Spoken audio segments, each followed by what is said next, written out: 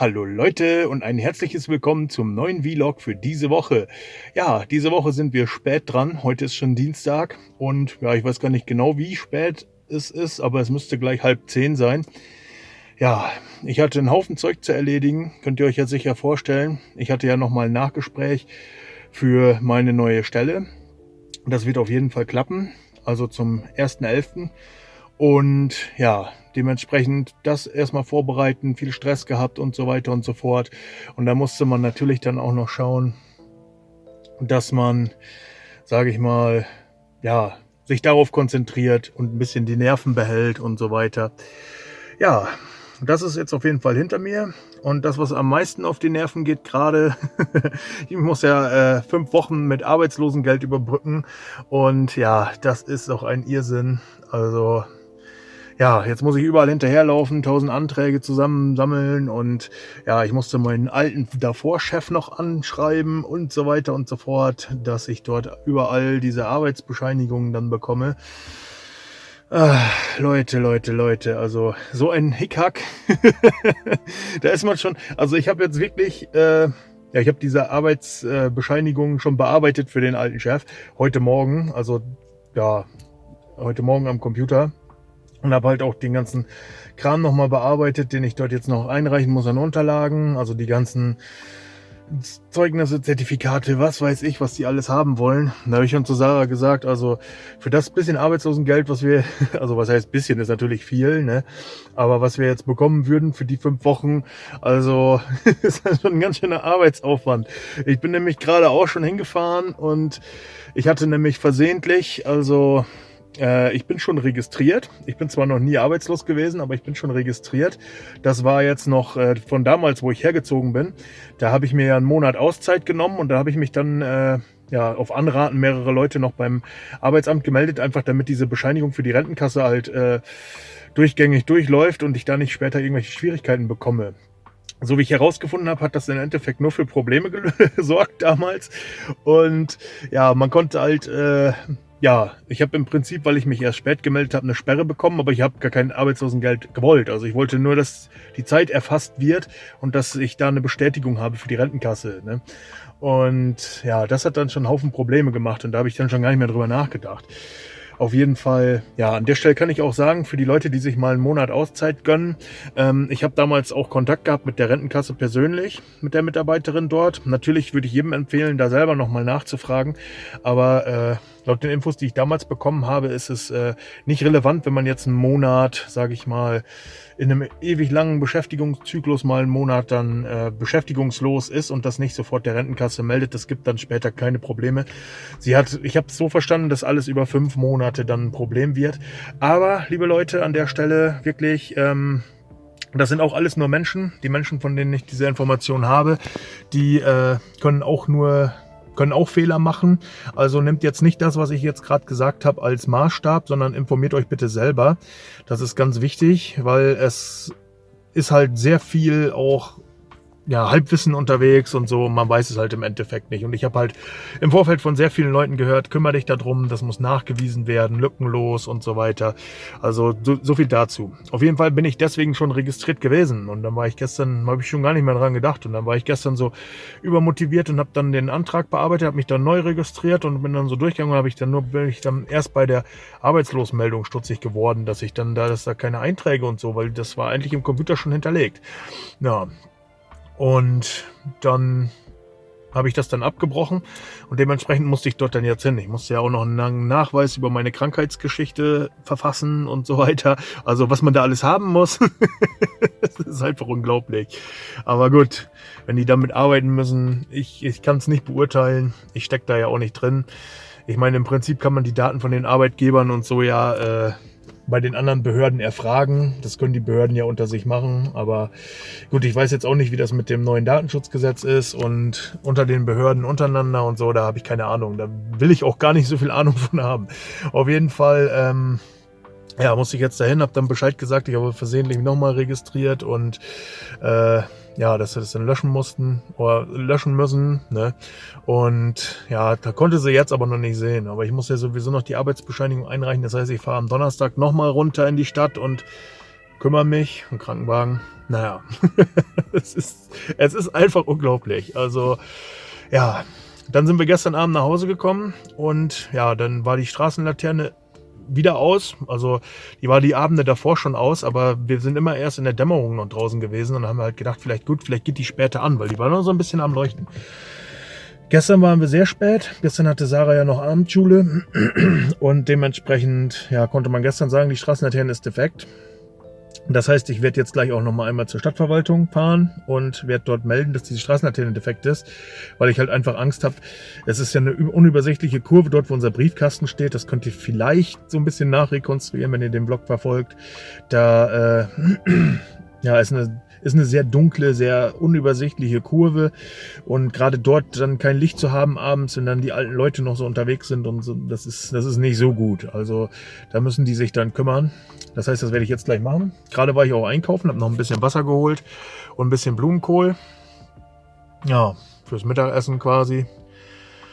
Puh, ja, naja, ich werde jetzt zur Stadtverwaltung fahren und dann kümmere ich mich da und dann fahre ich noch kurz zum Sonderpostenbaumarkt, hole noch 2, 3 Kleinigkeiten und dann habe ich für heute zumindest mein Tagwerk in diese Richtung schon erledigt. Außer, dass ich gleich noch die bearbeitete Bescheinigung dann zu meinem Urarbeitgeber, sage ich mal, schicken muss. Aber das kriegen wir schon hin. Naja, auf jeden Fall, deswegen sind wir diese Woche spät dran. Aber die Woche fängt ja auch im Prinzip gerade erst an und wir schauen einfach mal, was wird. Es liegt ja noch ein Haufen Zeug an. Am Donnerstag habe ich, wie gesagt, nochmal die Vorbesprechung mit dem Kieferorthopäden zwecks Weisheitszahnziehen hinten in der Ecke und Vorbereitung für die Schiene, die ich bekommen soll, für die Geschichte hier vorne. Ja, das wird auch noch ein ganz schön teurer Kram. Mal schauen. Also, ich denke mal, das wird also fast so teuer werden wie die Hälfte von dem Kostenvoranschlag von unserem Dach damals. Und das sind ja, ich denke, 15.000 oder so.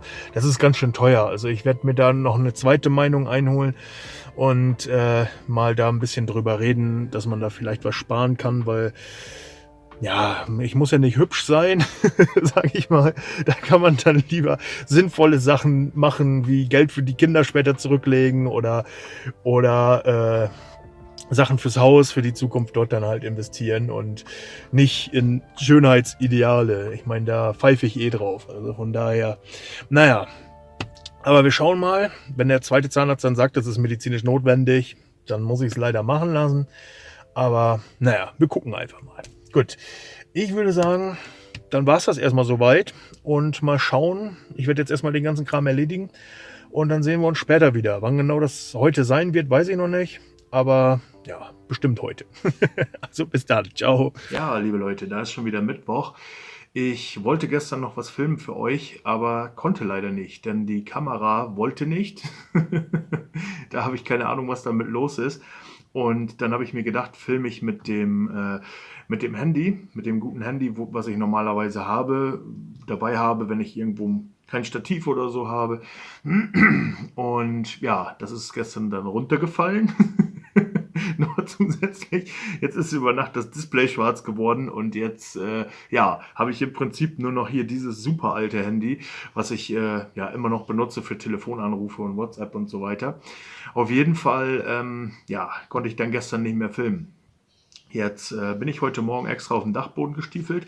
Wir haben nämlich noch ein noch neueres Handy, sage ich mal, in Anführungszeichen. Also das werde ich jetzt mal benutzen, werde ich gleich mal aufladen und werde es dann mal benutzen die nächsten Tage, um für den Vlog zu filmen, bis ich das andere Equipment wieder so weit in Ordnung gebracht habe. Also ich denke mal, bei dem Handy kann man nicht wirklich viel machen. Das hier ist eine neuere Generation als das, was kaputt gegangen ist. Ich bin halt nur eher immer der Typ, ich benutze erstmal die alten Geräte, die ich so zur Verfügung habe, weiter. Deswegen habe ich das hier immer noch. Das ist bestimmt schon 8 oder 9 Jahre alt. Naja, aber es funktioniert noch, obwohl man langsam auch merkt, dass es sehr holprig wird und den Geist aufgibt. Deswegen muss ich mich da demnächst auch mal kümmern. Also ist das vielleicht auch mal ein Anlass, um zu sagen, wir wechseln jetzt mal generell auf dieses Handy. Dann brauche ich nämlich nur noch eins mitnehmen zum Filmen, weil das hier benutze ich generell nicht so gerne. Höchstens mal für ein Foto zu machen oder so, weil ich finde, da ist die Kameraqualität nicht so gut. Ich nehme das jetzt hier auch mit der Frontkamera auf, deswegen ist das auch alles ein bisschen matschig. Aber ja, wir wollen dann mal schauen, wie es dann heute so funktioniert mit dem Handy. Ich muss es jetzt erstmal aufladen. Das heißt, ja, im Tagesstart seid ihr jetzt erstmal nicht dabei. Das muss jetzt ja erstmal, sage ich mal, ein Stündchen laden. Ich bin auch schon ein Weilchen wach. Ich wollte heute nur nicht das Intro machen, wieder so im Dunkeln, wo man dann fast nichts sieht. Also ja, ich bin seit 5:30 wach und habe schon Küche aufgeräumt, habe schon Müll rausgebracht, habe schon draußen bei den Hasis habe ich schon gefüttert und ja, habe schon Wäsche aufgehängt und solche Sachen halt. Ja, und jetzt gleich ja, geht es dabei praktisch hier im Haus. Ja, heute die Eborex-Farbe ist gestern noch gekommen. Ich fahre sie schon wieder viel zu lange. Aber Gott sei Dank endlich da. Das heißt, wir können heute streichen. Da seid ihr auf jeden Fall mit dabei. Und dann schauen wir uns das Ergebnis mal an. Wahrscheinlich heute Abend oder morgen kann ich dann das zweite Mal streichen. Und dann können wir diese Woche tatsächlich noch den Fliesenspiegel machen, liebe Leute. Da freue ich mich super drauf. Ja. Und ansonsten habe ich gestern noch Material gekauft für die Fensterbänke oben noch. Ja, da werden wir dann auch noch weitermachen. Es fehlt ja noch die Auflage für die zweite Fensterbank im Schlafzimmer und ja, die Fensterbank im Wäschezimmer und in meinem Arbeitszimmer. Die beiden fehlen, also die beiden fehlen noch komplett und die anderen halt nur so teilweise. Ja, das heißt, da müssen wir dann auch noch beigehen und ja, nebenbei dann noch 1000 Dinge. Ich glaube, die Nachbarin hat auch noch irgendwas, die muss ich gleich nochmal anrufen. Und ja, dann wollen wir mal schauen, was heute so geht. Also bis später. So, liebe Leute, erste Aufnahme mit dem neuen Gerät. Ich hoffe, die Bildqualität stimmt einigermaßen. Auf dem Display sieht es ganz gut aus. Wie es nachher mit dem Sound ist, müssen wir halt mal schauen. Ich habe ja kein Ansteckmikro, dementsprechend muss das jetzt das Mikro in dem Gerät machen. Ja, das Ansteckmikro, was wir haben, ist halt nur für die Kamera. Naja, müssen wir mit auskommen, so wie es halt gerade ist. Ja, dann wollte ich euch zeigen, endlich ist diese Fliesenfarbe angekommen. Ich habe schon alle möglichen Aufkleber abgerissen, die hier drauf waren. Aber ich wollte es euch trotzdem mal zeigen. Und zwar, ja, hier war alles vollgeklebt. Das Ganze sah aus, als wäre es 3-mal um die Welt gegangen. Und ja, im Endeffekt klebte hier oben sogar in der Klarsichtfolie eine ausgedruckte Seite, sage ich mal, aus Google Earth, wo man dann halt unser Haus sieht von oben. Das Ganze sieht so ein bisschen aus wie eine Luftaufnahme aus den 20er Jahren von der Bildqualität. Aber naja, es hat ja geklappt. Das Päckchen ist endlich angekommen und wir können jetzt gleich hier unsere Arbeit aufnehmen. Das heißt, ich werde zuallererst einmal alle Fliesen mit Alkohol reinigen, schön sauber machen nochmal, Staub runter und ja, dann werden wir einfach mal, ohne großartig ein Probestück zu machen. Ihr seht, das hier ist das Probestück, was ich damals gemacht habe mit der alten Epodexx-Farbe. Ja, keine Werbung an der Stelle. Hoffentlich vergesse ich das nicht oben einzublenden. Ja, die ist auf jeden Fall milchig und leicht gelblich geworden mit der Zeit. Das heißt, die ist auch nicht UV-beständig. Diese hier ist kristallklar und ist auch UV-beständig. Das heißt, die müsste eigentlich alle Anforderungen, die wir an dieses Produkt haben, erfüllen. Ja. Das heißt, wir riskieren es einfach. Wir werden, also im Endeffekt gibt es nicht mehr viele Ausweichmöglichkeiten. Das heißt, wir werden das Ganze einfach direkt mit der Farbe streichen. Und ja, dann gucken wir uns mal an, wie das dann heute Abend so aussieht. Und wahrscheinlich können wir es dann morgen noch ein zweites Mal streichen. Ja, und dann kann vielleicht sogar am Freitag schon ein Teil des Fliesenspiegels dran. Ja, ich bin auf jeden Fall sehr begeistert. Jetzt geht es endlich voran hier. Ihr seht ja auch, ich weiß nicht, ob man so ein bisschen, das ganze Wohnzimmer ist sehr chaotisch. Es wird halt auch Zeit, dass diese Sachen hier rauskommen, dass man hier auch mal wieder Ordnung machen kann und dass wir uns auch demnächst auf die Ständerkonstruktion für die Raumteilung konzentrieren können, sodass wir halt ja bestenfalls vielleicht in ein paar Wochen schon ein Sofa kaufen können, einen Fernseher aufzuhängen, sodass man halt zu Weihnachten vielleicht sogar das schon so gemütlich hat, dass man halt einen Dannebaum aufstellen kann oder so. Naja, müssen wir mal schauen. Ich werde jetzt erstmal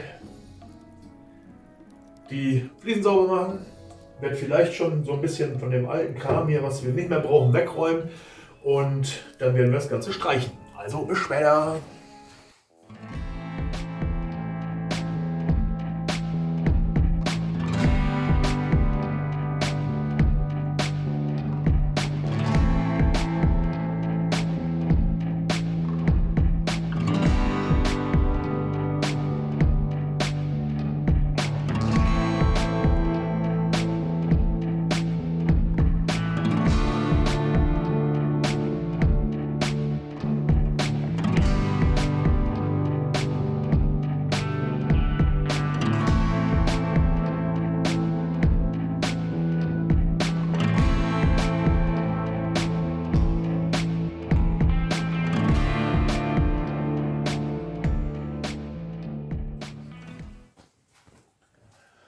So Leute, Mischungsverhältnis 1:5. Das heißt, ein Teil Hertha, 5 Teile Kunstharz. Und ja, ich habe jetzt hier mal einen alten Deckel von einer Montageschaumbüchse. Ich meine, das kann man danach meistens wegschmeißen und dann kann er ja vorher nochmal dafür genutzt werden. Ich werde jetzt also 5-mal bis zu dem Strich hier den Becher auffüllen und das dann ins Glas umkippen. Oder ich kann es auch wahlweise, das ist vielleicht sogar besser, in die Malerwanne umfüllen. Und ja, dann ein Teil zum Schluss Hertha. Dann wird das Ganze einmal durchgerührt und dann sind wir streichfertig. Ja. So müsst ihr die Daumen drücken. Das muss auf jeden Fall gut funktionieren.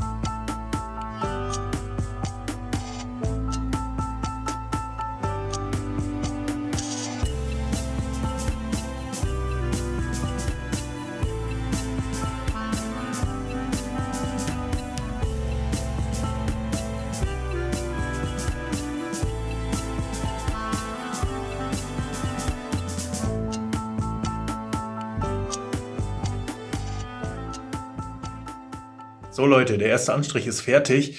Ich muss sagen, ja, die Farbe, die wir vorher hatten, die war ja komplett geruchsneutral. Das hier riecht allerdings wirklich wie Verdünner. Also da sollte man auf jeden Fall Fenster aufmachen und ich werde auch gleich hier die Tür zumachen, damit es sich nicht im ganzen Haus verteilt. Ich bin jetzt mal gespannt, wie sich das entwickelt. Es war nach wie vor ja so ein bisschen leicht milchig. Sieht man ja auch jetzt hier noch als Schleier über den Fliesen liegen.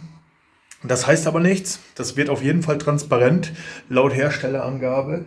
Und ja, dann bin ich mal gespannt, wie das Ganze dann aussieht, wenn es dann halt fertig getrocknet ist. Es schäumt auch so ein kleines bisschen. Aber das scheint sich zu legen auf den Fliesen dann, wenn es eine Weile liegt.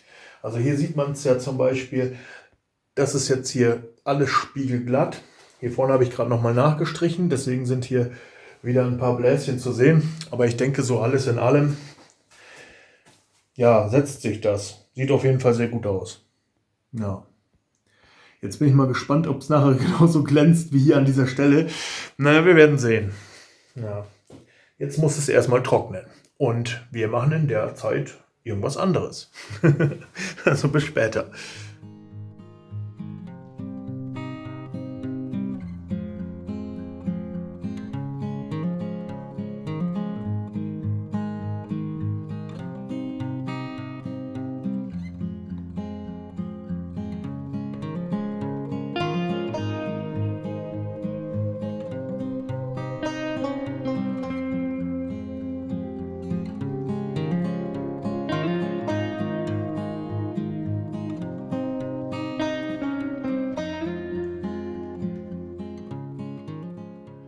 Moin, moin, liebe Leute, herzlich willkommen am Donnerstag.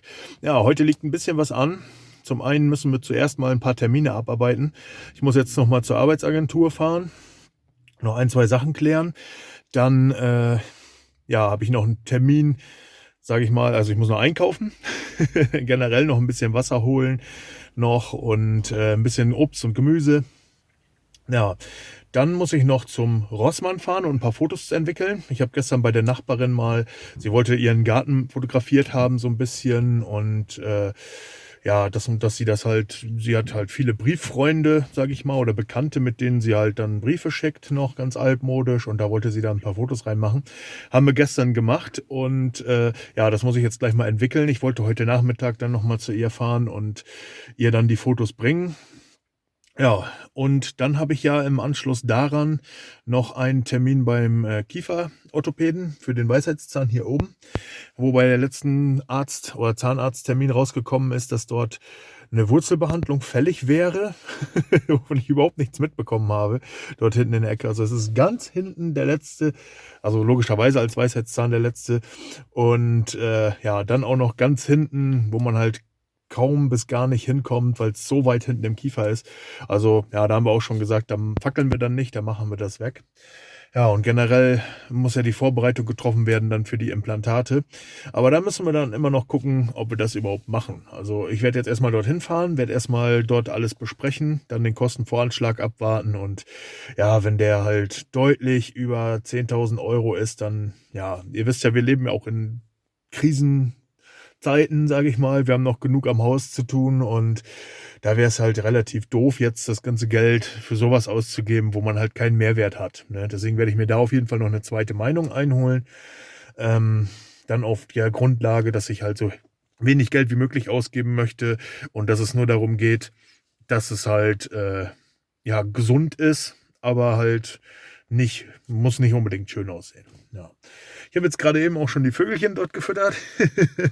Die saßen da schon so alle, waren schon am Gucken, war schon gestern, ja, war der Meisenknödel schon so relativ weg und die Körner sowieso. Und ja, jetzt haben die da wohl schon auf ihr Frühstück gewartet. Und ich sehe jetzt gerade, ja, jetzt gerade sind sie wieder weggeflogen, aber die kommen immer und holen sich schon was. Ja.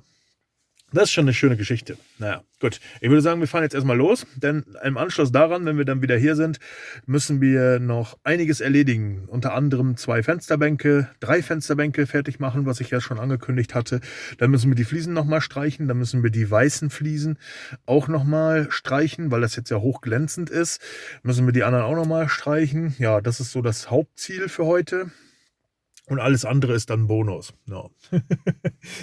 Gut, ich werde dann jetzt mal losdüsen und wir sehen uns später. Ciao. Ich glaube, wir haben heute auch die Biotonne verpasst. Also ich bin heute Morgen, habe ich gesehen, dass die heute dran war. Habe die dann um 6 Uhr runtergeschafft und als ich dann hier lang gelaufen bin, kam dann hier schon der Wagen vorbeigefahren. Also ich denke, dass die Chance ist leider verpasst gewesen, aber wir müssen mal schauen. Nächste Woche ist ja auch nochmal und ich habe sie jetzt trotzdem mal rausgestellt. Mal gucken, ob sie heute noch geleert wird.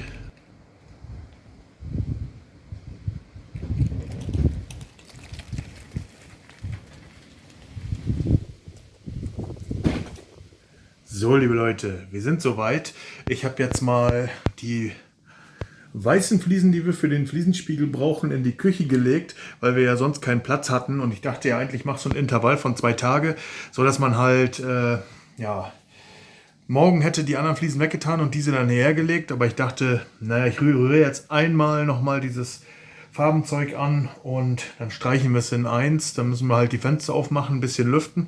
Wir werden uns heute generell nicht so viel hier im Erdgeschoss aufhalten.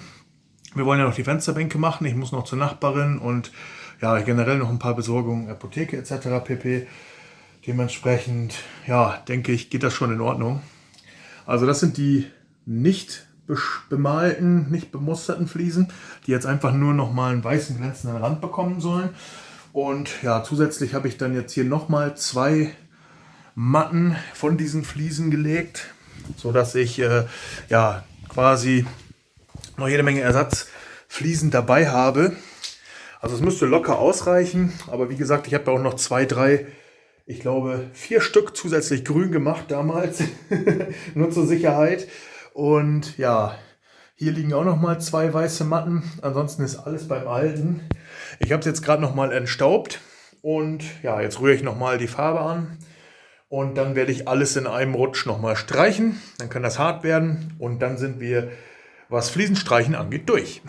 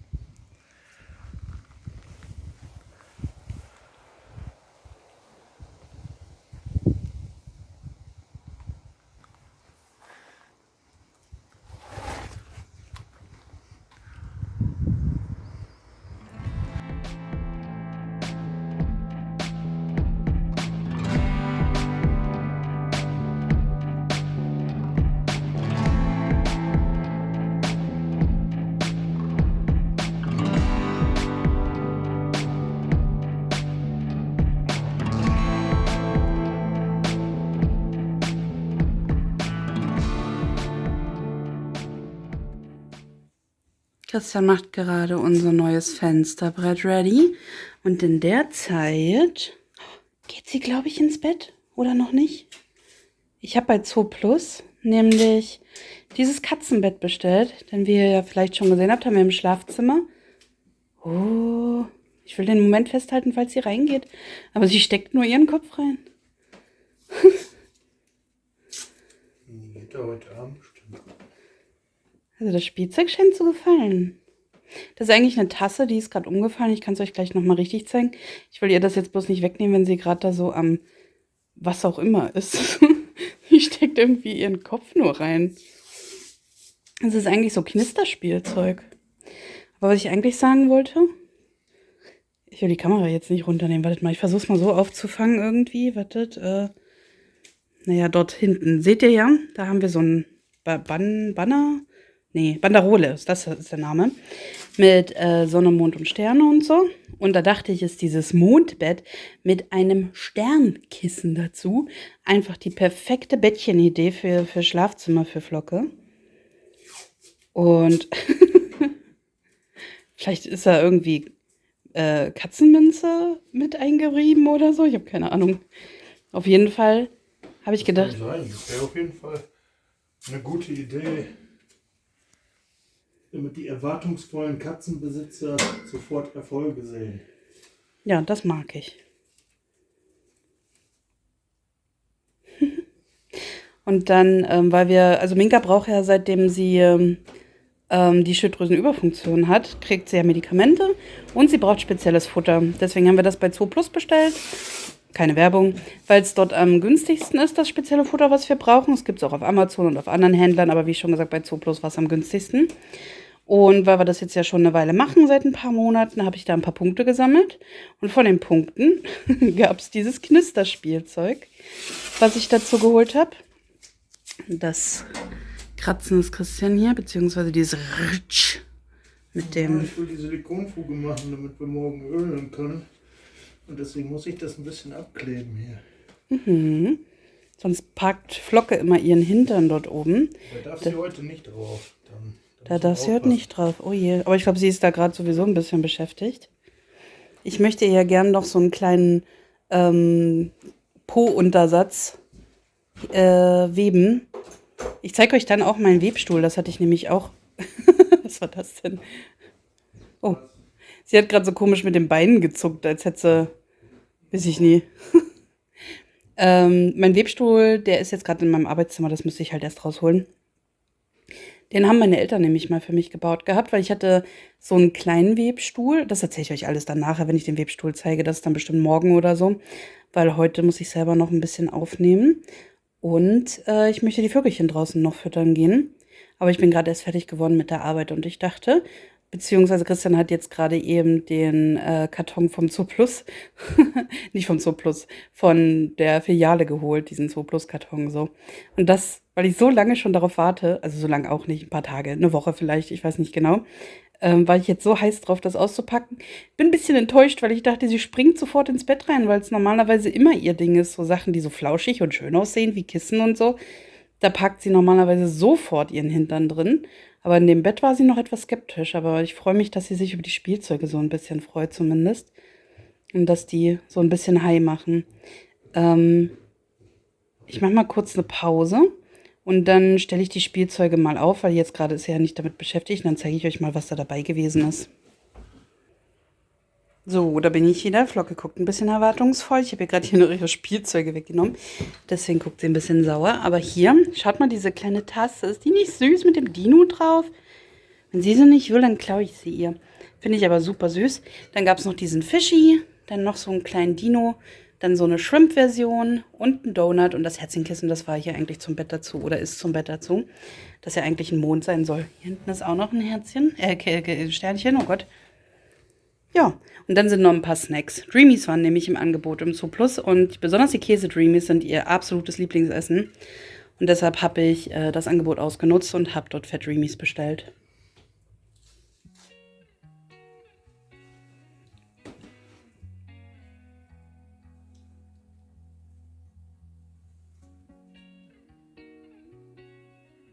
Sie beißt den Fisch. Der muss sterben gerade. Boah, legt's aber richtig los. Ist richtig wütend auf den Fisch. Was ist denn nun los? Kommt der Killer plötzlich raus.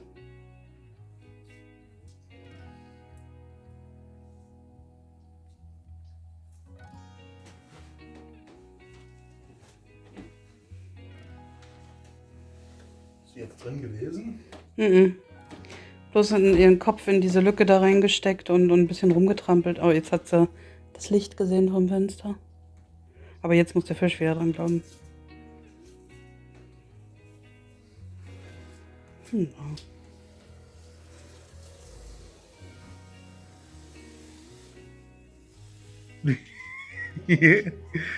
Flocke, bist du da drin? Hm? No.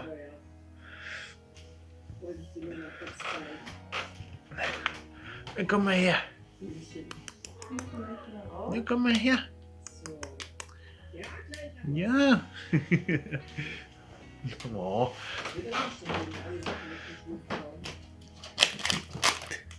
So.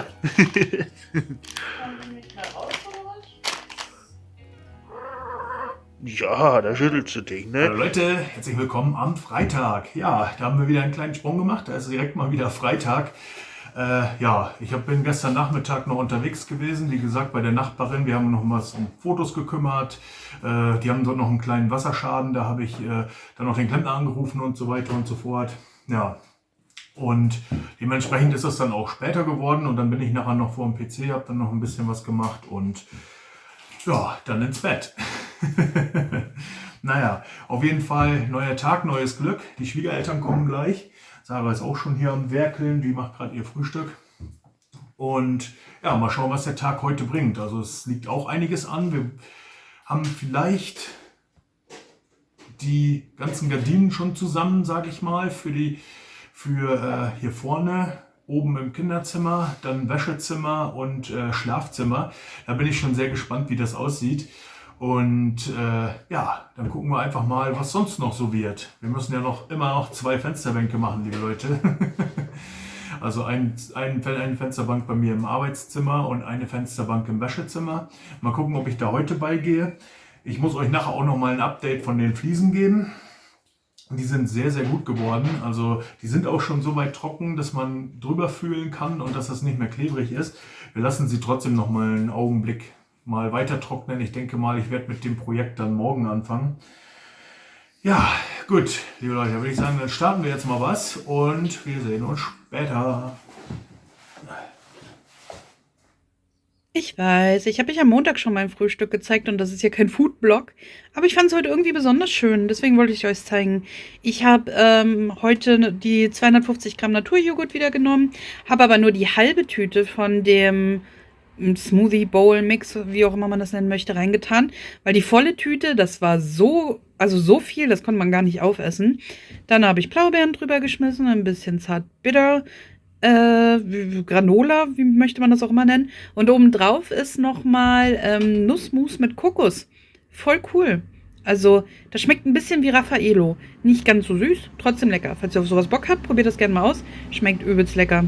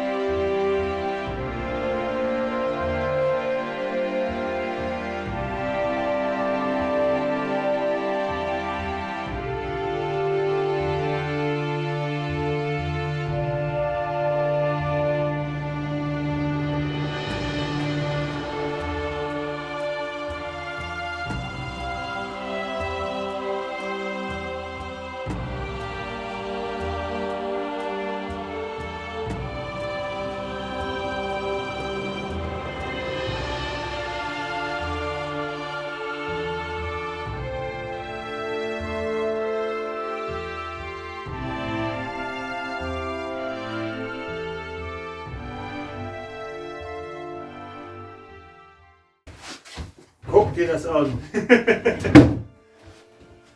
Herrlich. Jetzt Mutti, ja? Jetzt du. Das ist ja einfach bloß, Wir müssen aber ich habe den gleich gehört, du aufbauen. tust die Waschmaschine meistens bestücken, weil ja Sarah arbeitet. Hier ist Kletti-Verschluss, also es geht aufzumachen. Hier drinnen sind die Badetücher. Die sind ringsherum zusammengenäht. Das zweite siehst du gar nicht, das ist es drinnen. Dann ist es zusammen, sodass du das im Stück hast. Du kannst es bis 90 Grad waschen, sollte mal eine Pipi drauf sein, habe ich dir ja schon gesagt.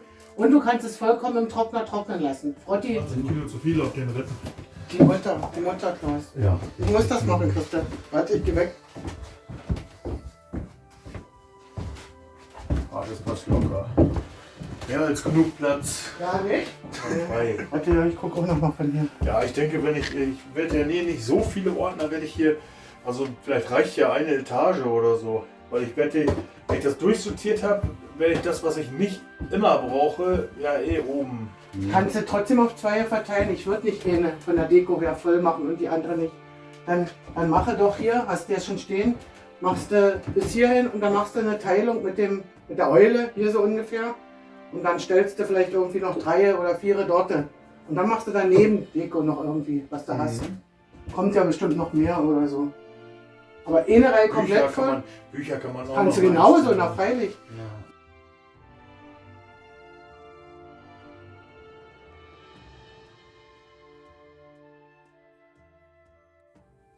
Und last but not least, was gestern noch passiert ist, meine Eltern haben für Christian und seine Ordner dieses Regal hier gebaut. Auch dort oben mit dem Kopf zusammen und sowas alles. Dieser Schrank bestand vorher nicht so, den haben sie gebaut. Mit den entsprechenden Fächern und so weiter. Und da stehen jetzt schon provisorisch so ein paar Sachen drin, damit es nicht zu nackig aussieht. Wie schon gesagt, da werden dann die Ordner einsortiert. Müssen wir noch gucken, dass es ein bisschen schön aussieht. Vielleicht neue Ordner rücken oder generell neue Ordner besorgen, damit die schicker aussehen und nicht diese Standard-Bürodinger dann sind. Hier unten hat meine Mutter kann ich es euch zeigen? Ich glaube schon, für die kleine Pucki-Maus da hinten ein Liegekissen gehäkelt und dann mit Stoff entsprechend so benäht, dass man da eine Decke reingestopft, also der ist schon eine Decke reinstopfen könnte, wollte ich sagen, aber da ist ja schon eine drin, so dass sie ein weiches Popöchen hat, wenn sie da oben drauf liegt. Und sobald Christian dann hier mit seinem Stuhl sitzt, der ist jetzt noch, also der Stuhl meine ich, Christian ist unten in der Küche, der Stuhl ist aber drüben im Kinderzimmer noch, weil er hier ja seinen PC, ich kann nicht so weit hier drauf leuchten, da sind Unterlagen von uns, weil hier auf dem Tisch aktuell noch so mehr die Sortierhalde ist für unsere Papiere und so weiter. Und, oh, jetzt saugt er. Ich glaube, weil er die Leisten angebohrt hat für den Fliesenspiegel. Das filmt er gerade für euch auch nebenbei. Vielleicht habt ihr es in diesem Vlog schon gesehen. Kommt drauf an, wie er es zusammenschneidet. Und was wollte ich sagen? Achso, da kommt der Stuhl, der Bürostuhl und sein PC und der ganze Krimskrams ja natürlich auch hier hin.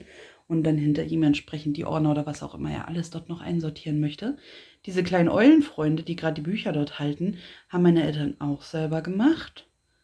Und ja, vielleicht kennt ihr noch, ich glaube zu Weihnachten oder so, habe ich die beiden kleinen Wikingerfiguren dort damals geschenkt gehabt.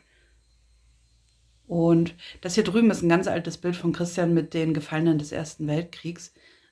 Aus seinem Ort, glaube ich. Er kann es euch vielleicht ein bisschen besser erklären. Wenn er das hier gerade schneidet, dann schreibt er es vielleicht dazu oder sonst was. Vergisst dabei nicht den Hintergrund bei der Schrift. Das kann man nämlich besser lesen.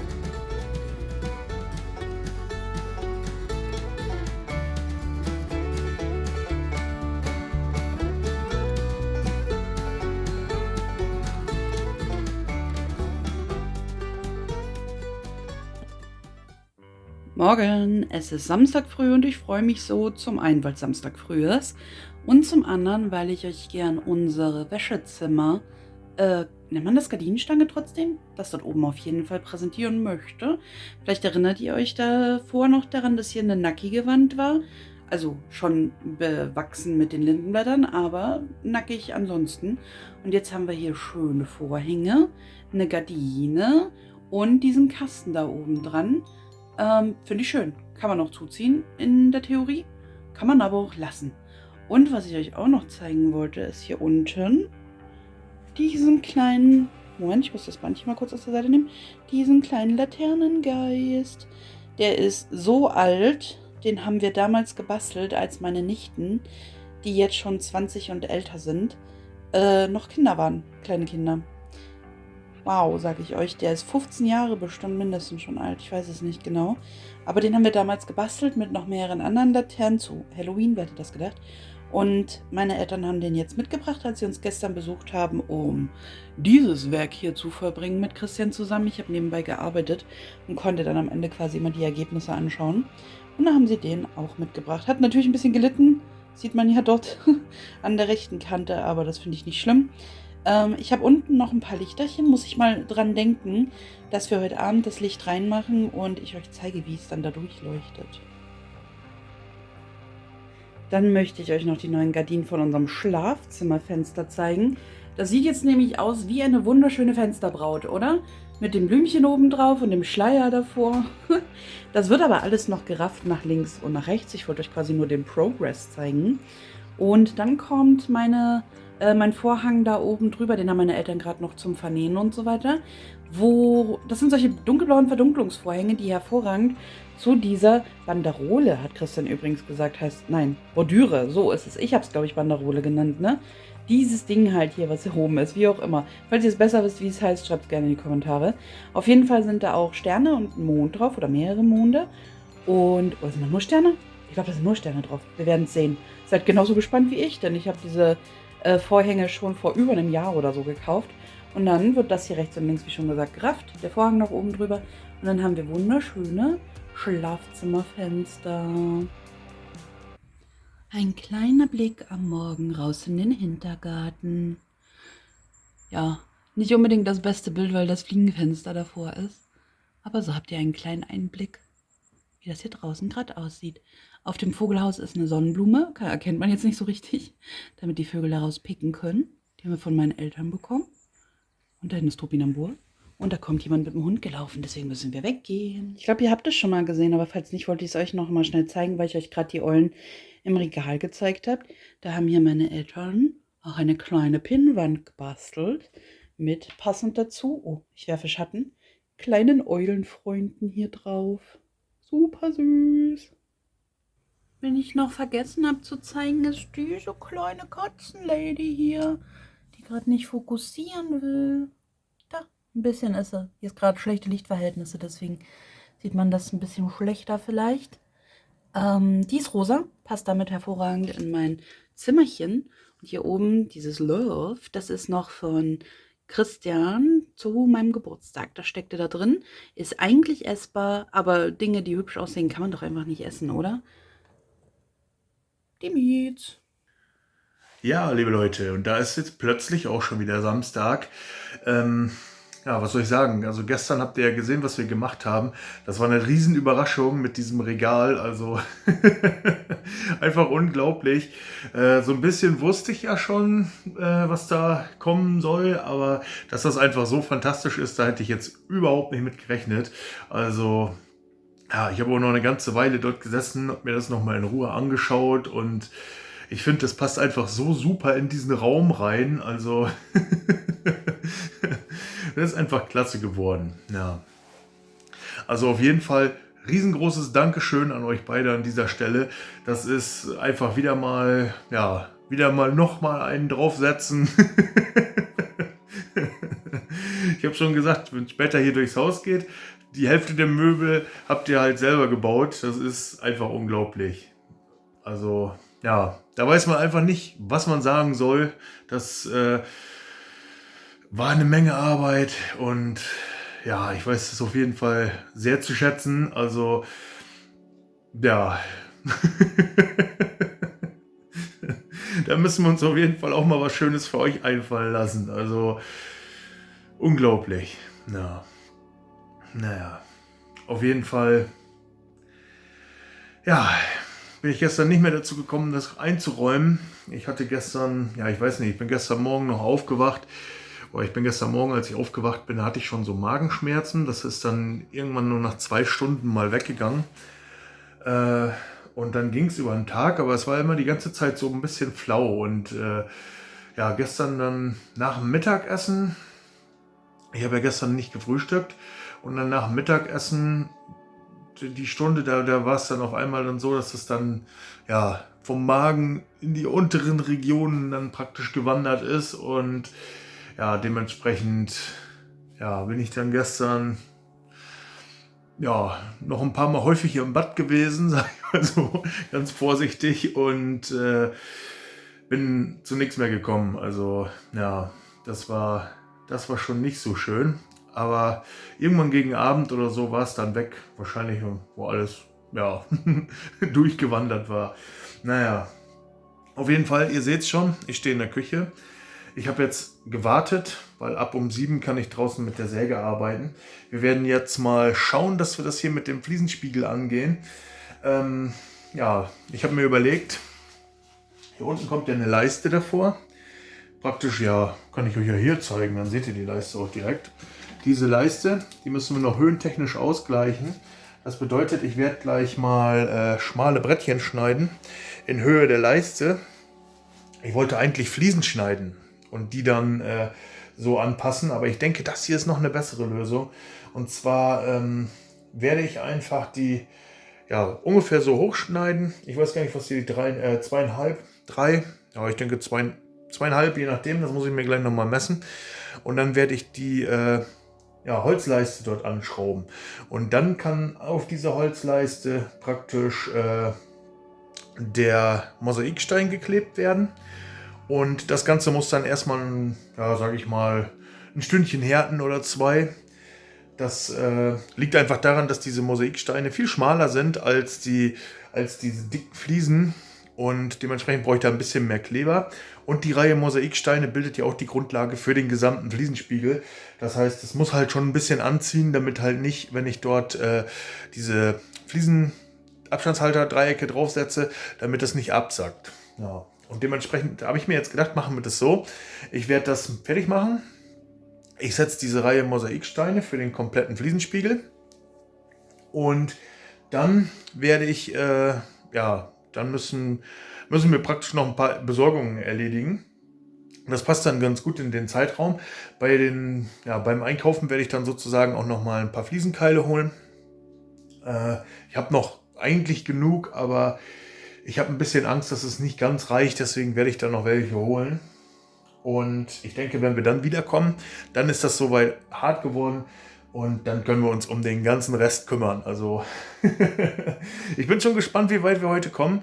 Morgen kommen ja Schwiegereltern auch nochmal und wir wollen dann zum Herbstfest hier im Ort. Ja, und dementsprechend ja, ist natürlich noch schon, ja, sag ich mal, eine Schlagzahl, den Fliesenspiegel fertig zu machen und den Vlog noch zu schneiden und das alles vorzubereiten. Aber ich denke, das werde ich schaffen und ja, wir können dann morgen ganz entspannt zum Herbstfest gehen. Naja. Gut, liebe Leute, ich würde sagen, soweit erstmal. Ich werde jetzt mal die Kamera hier herstellen und dann gehen wir es einfach mal an. Gucken wir mal, wie weit wir kommen. Und ja, wir sehen uns dann später.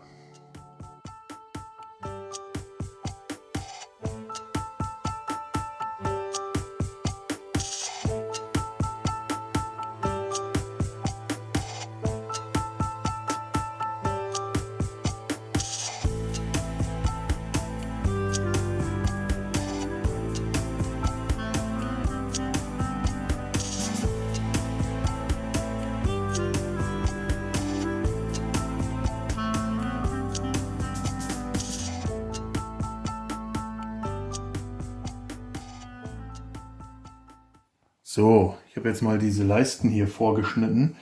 Die sind zum einen dazu da, die Höhe unten auszugleichen, dass der Fliesenspiegel mit den frischen Fliesenklebern nicht absacken kann. Das heißt, ich kann dann hier unten mit den Mosaikfliesen praktisch aufliegen und dann rutscht es nicht mehr runter, weil wie gesagt, wir haben hinten bestimmt fast einen Zentimeter, hätte ich jetzt gesagt, den wir an Fliesenklebern bei diesen Mosaiksteinchen ausgleichen müssen. Und dementsprechend wird das ja lange nicht halten. Ihr wisst ja, die Schwerkraft und so. Naja, und zum anderen sind die dazu da. Das ist ja Holz und da kann man ja super schön drin schrauben. Und da kommen ja dann später diese Winkel rauf, die praktisch die Abschlussleiste bilden. Und die kann man dann mit kleinen Schrauben hier auch wunderbar reinschrauben und hat dann nicht das Problem, dass es vielleicht nicht hält hier in der Gipskartonwand. Ja. So, das bedeutet, wir kleben die jetzt hier mal an. Die werden dann praktisch hier so aufgesetzt und bilden dann den Startpunkt für den Fliesenspiegel. Wir werden das Ganze von hinten ein bisschen mit Acryl ankleben. Und dann bohren wir hier, 3 Löcher in dem kurzen Stück dann vor und tun dann auch noch Schrauben rein. Nachdem ich denke mal, bei dem Stück hier, da liegt es auf. Das heißt, hier brauchen wir gar nicht schrauben. Hier würde ich dann einfach mit Acryl und dann würde ich es ankleben. Ja, ich würde sagen, gehen wir es an. Ja, Leute, ich weiß aber noch nicht, ob ich euch heute jeden Arbeitsschritt zeigen werde, weil wie gesagt, wir haben einige langwierige Arbeitsschritte vor uns und ja, das ist natürlich auch dann ein Haufen Stunden, die das Programm braucht, um diese Sequenzen zu beschleunigen. Für mich ist heute am wichtigsten, euch nachher zu zeigen, wie ich den Fliesenspiegel klebe. Das heißt, das dann von A bis Z und die anderen Geschichten vielleicht so ausschnitthaft. Ich habe da noch eine Idee, wie man das eventuell hinbekommen kann, dass ich da nicht so viel Arbeit mit habe. Also ich selber habe ja gar nicht so viel Arbeit damit, sondern es kostet ja nur viele Stunden, diese Sequenzen vorzubereiten. Also das heißt nicht viel Arbeit, es kostet schon Arbeit. Man muss das alles schneiden, wie gesagt, und dann muss es meistens 2-3 Mal rendern. Aber vielleicht klappt es ja und meine Idee funktioniert. Und ansonsten, ihr werdet es jetzt ja gleich sehen, werden wir nur ausschnittweise zeigen. Also immer mal hier ein Stück und dann halt das Kleben des Fliesenspiegels komplett. Gut, liebe Leute, wünscht mir Glück!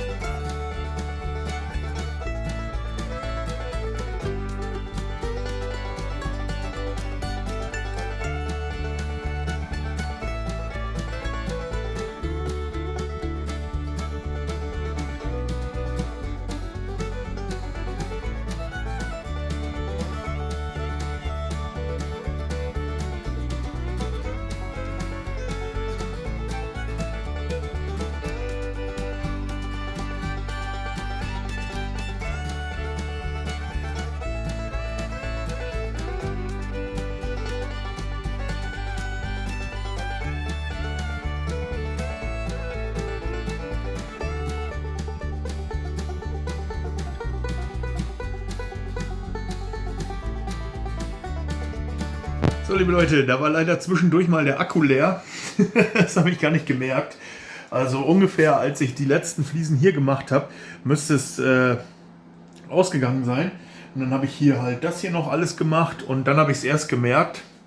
Und ja, dann musste das Ganze erstmal aufladen. Also konnte ich dementsprechend nicht weiterfilmen. Habe dann noch die Ecke dort gemacht und dachte mir dann, ich nutze dann die Zeit, wie es sowieso laden muss, und erledige dann mal schnell die Sachen, die wir noch vorbereiten müssen fürs Kaffeetrinken morgen. Und ich musste ja noch ein bisschen Fliesenkleber, Reservefliesenkleber, wahrscheinlich reicht der eine Sack, aber man weiß nie so genau.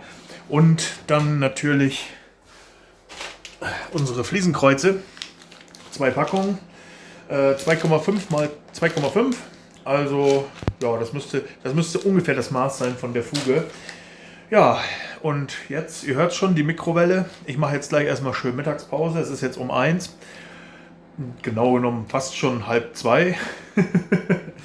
Und ich würde sagen, dann beginnen wir hier. Und gucken mal, wie weit wir heute kommen. Also ich möchte es am liebsten fertig haben. Ich muss aber allerdings auch noch den Vlog schneiden und ja, hier auch ein bisschen wieder Ordnung machen, wenn wir dann morgen Besuch bekommen. Also, ja, wir gucken einfach mal, wie weit wir kommen. Also, bis später.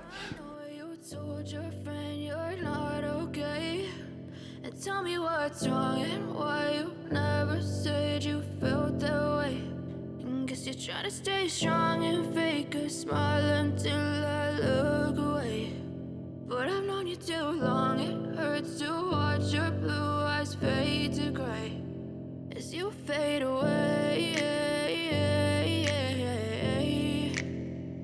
as you fade away. Yeah, I'm about to fade away, cause every time I wake up I feel like it's Monday. Something's going wrong with all the chemicals up in my brain. All of a sudden I don't look at anything the same way. Gotta build up of my thoughts sitting in an ashtray. I'm sorry that I'm so inconvenient, okay. Just let me be me and I'll stay out of your way. I can see the way you look at me, I'm such a disgrace. I never really asked to be brought into this place. You wanna love me? Well then baby I have a taste. All the highs and the lows, no you'll never be the same. I don't really wanna hurt you but I can't control the pain. If you're sticking by my side maybe we could be okay. Okay, maybe you could be the change I need today. I promise that I've never felt this way. I really hope that you will choose to stay through all the pain. I know you told your friend you're not okay, and tell me what's wrong and why you never said you felt that way. Guess you're trying to stay strong and fake a smile until I look away. But I've known you too long, it hurts to watch your blue eyes fade to gray as you fade away, as you fade away, as you fade away.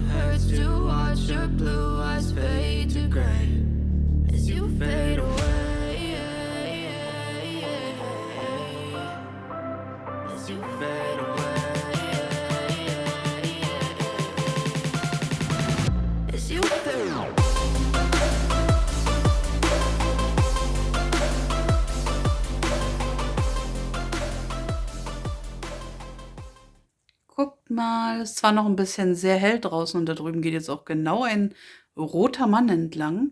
Aber guckt mal, wie hübsch ist das, oder? Wir lassen es aktuell lieber drin stehen, wegen, es wird ja kälter und so, ne, damit es nicht kaputt geht. Und da sind die Zwerge quasi drin in ihrem bewohnten Häuschen. Ist das nicht schön?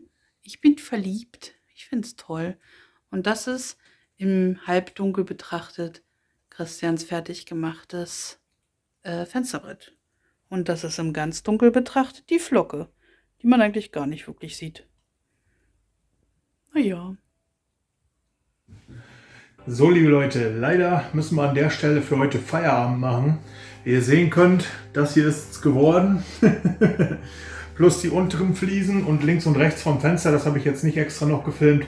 Da habe ich noch die eine Reihe Mosaiksteine schon mal hingelegt, damit später, wenn man dann die Eckfliesen setzt, damit die das nicht wieder rausdrücken. Dort vorne musste ich ja ziemlich mit Nägeln und so arbeiten, dass das alles so hält. Ja, leider muss ich ja heute noch den Vlog schneiden. Ja, was heißt leider? Ich schneide den ja gerne. Aber ja, das hindert mich jetzt natürlich dran, hier weiterzumachen. Also ich denke mal, wenn jetzt überhaupt nichts wäre, wenn morgen kein Besuch kommen würde und wenn jetzt keine Schnittarbeit oder so mehr anstehen würde, dann würde ich wahrscheinlich noch weitermachen. Ob ich es noch geschafft hätte, weiß ich natürlich auch nicht. Ich denke mal, das wäre bestimmt 10 Uhr geworden oder so.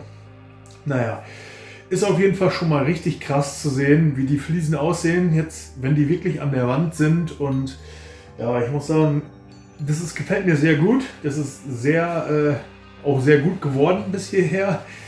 Und ja, das sieht einfach fantastisch aus. Ich kann es schon kaum erwarten, das fertige Resultat später zu sehen. Aber bis dahin wird es noch ein bisschen dauern. Ich denke mal, Montag geht es weiter.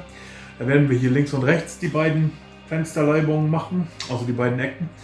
Und ja, dann werden wir uns mal so das lange Stück hier entlang arbeiten und mal gucken, wie weit wir kommen. Ja, auf jeden Fall werde ich jetzt noch mal ein bisschen klar Schiff machen. Ich habe das Werkzeug und alles schon weggeräumt. Jetzt werde ich noch mal durchputzen. Dann muss das ganze Zeug, was hier an Elektrogeräte steht, wieder auf den Schrank zurück, weil wir da am Tisch morgen sitzen wollen. Ja, und ich denke mal, dann werde ich mich ans Schneiden machen. Ich bin schon gespannt, was bei dieser Woche so alles zusammengekommen ist. Vor allen Dingen auch, ich habe jetzt die Hyper-Frame-Dings-Sache vom Handy benutzt, also Zeitraffer. Ja, der ist ziemlich schnell, aber ich dachte, bevor ich hier noch zusätzliche 4-5 Stunden dann nachher beim Rendern verbringe, weil das dann halt jedes Mal 23 bis 54 Minuten rendern muss, ein Durchgang. Und wenn ich es dann halt so wie sonst immer auf 8-fache Beschleunigung machen möchte, muss ich natürlich 2 Durchgänge machen pro Video. Vorher kann ich es mir zusammenschneiden, aber das geht ja logischerweise nicht mit einem kompletten Kasten. Dann müsste ich es nachher dann wieder schneiden. Deshalb bin ich eigentlich mal gespannt, wie das so ankommt. Ich finde auch tatsächlich, dass ich weiß noch nicht genau, was nachher bei der Qualität bei rauskommt, aber ich finde, dass dieses Handy eine bessere Bildqualität hat als die Kamera und die anderen Handys, mit denen ich vorher gefilmt habe. Ihr könnt ja mal in die Kommentare schreiben, ob ihr auch so den Eindruck habt.